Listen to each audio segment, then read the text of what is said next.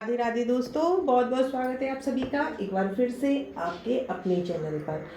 सबसे पहले आप सभी बहनों को, सभी सुहागनों को सोमवती अमावस्या के इस पावन त्योहार और व्रत की हार्दिक शुभकामनाएं।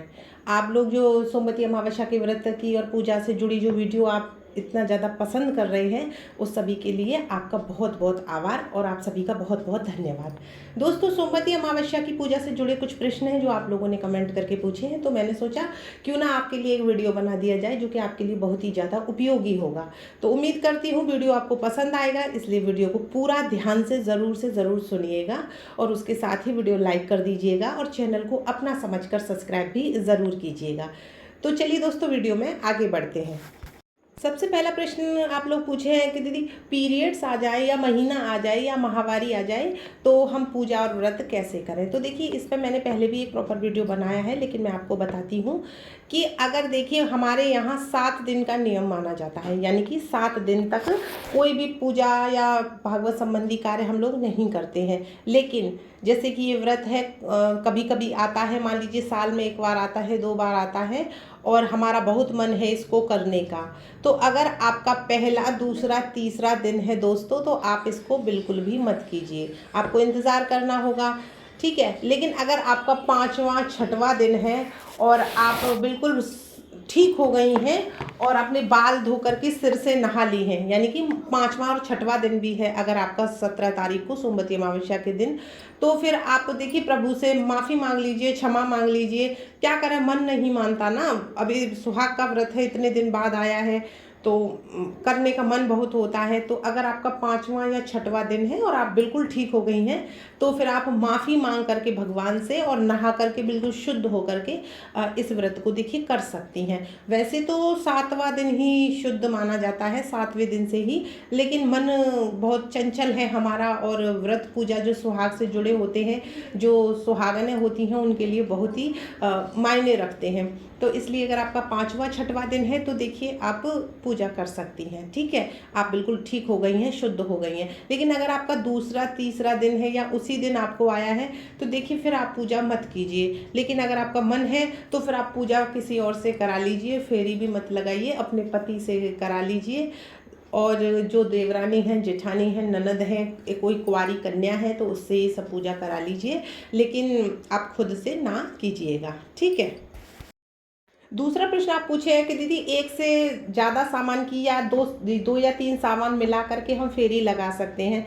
तो देखिए, अगर आप 108 फेरे लगाना चाहती हैं, है ना, और आपके पास जो सामान है उसकी जो संख्या है वो 60 या 70 है, तो फिर आप उसमें दूसरी चीज़ मिला सकती हैं। मान लीजिए आपने 108 फेरी बनाने का नियम लिया और आपके पास जो केले हैं, मान लो आपने केले से फेरी लगाने की सोची और केलों की जो संख्या है वह 50 या 60 है, तो फिर आप उसमें बाकी के बिस्कुट के पैकेट मिला सकती हैं या टॉफ़ियाँ मिला सकती हैं, ठीक है। तो ऐसे करके 2 चीज़ों को मिला करके आप अपनी पूरी फेरी संपूर्ण कर सकती हैं। इसके साथ ही मान लीजिए अगर आप 21 फेरे देना चाहती हैं या 11 फेरी देना चाहती हैं, जैसे कि मैं पिछली वीडियो में बता चुकी हूँ, फेरी आप कितनी लगाएंगी तो अपनी सामर्थ्य के अनुसार लगाएंगी। नियम तो 108 का होता है, लेकिन नियम के साथ साथ हमारी सामर्थ्य और हमारा स्वास्थ्य भी मायने रखता है, ठीक है। गर्मी का मौसम है, कई बहनों को परेशानी होती है, बहुत सारी प्रॉब्लम हो जाती हैं और बीमारी का मौसम भी होता है, तो कोई कोई बुखार से भी पीड़ित हैं, किन्हीं के घुटनों में दर्द होता है, तो देखिए संपूर्ण फेरी हम नहीं लगा पाते हैं, तो आप 2 फेरी से शुरू कर सकती हैं, 2, 7, 14, 21, 31, 51, है ना, 108 ऐसे करके आप फेरे लगा सकते हैं। तो आप 2 ही फेरे लगा दीजिए, 7 ही लगा दीजिए, 11 फेरे लगा दीजिए, जरूरी नहीं 108 लगाएं। तो आप जितनी भी फेरे लगा रही हैं, अगर आपके पास सामान की संख्या कम है तो आप उसमें 1 से 2 चीज़ें मिला करके बिल्कुल फेरी आप लगा सकती हैं, ठीक है। एक प्रश्न आप लोग पूछे हैं कि दीदी गर्भवती महिलाएं पूजा कर सकती हैं और मेहंदी लगा सकती हैं। तो देखिए, अगर आप माँ बनने वाली हैं तो बिल्कुल आप पूजा कर सकती हैं, लेकिन आप फेरी मत लगाइएगा।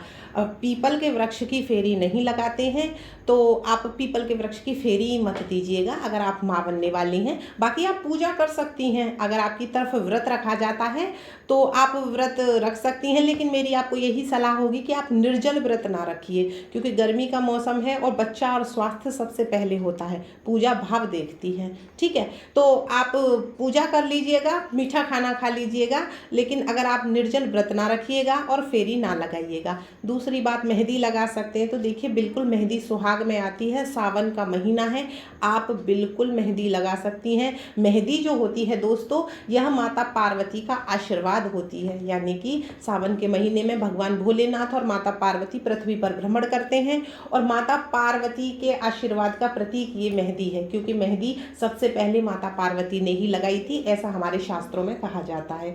ठीक है, तो आप मेहंदी बिल्कुल लगा सकती हैं। मेहंदी सुहाग में आती है, मेहंदी से कोई परेशानी नहीं है।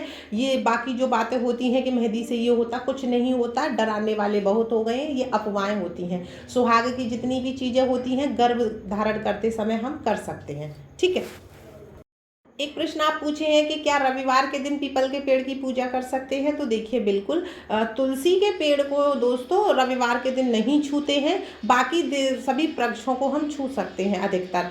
तो रविवार के दिन क्या आप प्रतिदिन पीपल के वृक्ष में की जड़ों में पानी दे सकते हैं।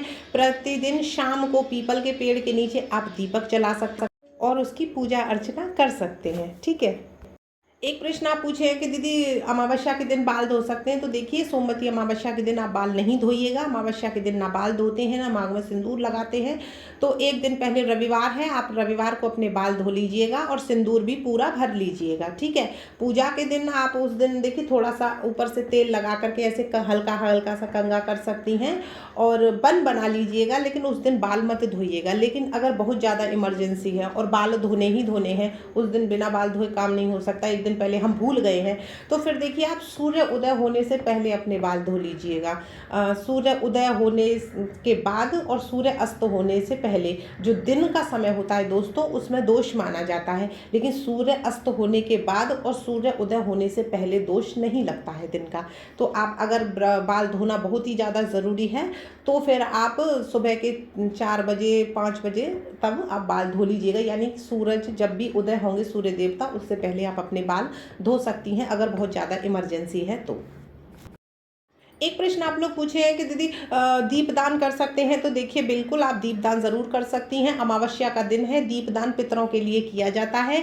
सूर्य अस्त होने के बाद ही दीपदान होता है, रात के समय पर होता है दीपदान, यानी कि शाम के समय पर होता है जब दिन और रात आपस में मिल रहे होते हैं, तो आप दीपदान कर सकती हैं। बहते पानी में आप दीपदान जो है वह सर्वोत्तम माना जाता है। ठीक है, इसके साथ ही आप कुछ महत्वपूर्ण काम भी हैं जो कि पूजा से लौटने के बाद करेंगी, जैसे कि आपको चप्पल पहनकर नहीं जानी है चमड़े की, और अगर आप चमड़े की चप्पल पहनकर गई हैं, थोड़ी बरगद का माफ़ कीजिए पीपल का पेड़ दूरी पर है और आपको बिना चप्पल के नहीं चला जाता, तो पास में जाने से पहले आप पैर ज़रूर से ज़रूर धो लीजिएगा। ठीक है, दूसरा नियम है कि आप जब भी पूजा करके आए, आकर के अपने पति को ज़रूर प्रणाम कीजिएगा, चरण स्पर्श कीजिएगा। शाम को आते हैं पति काम से लौट करके, तो शाम को कर लीजिएगा, क्योंकि देखिए हमारे महादेव और देवता तो वही होते हैं।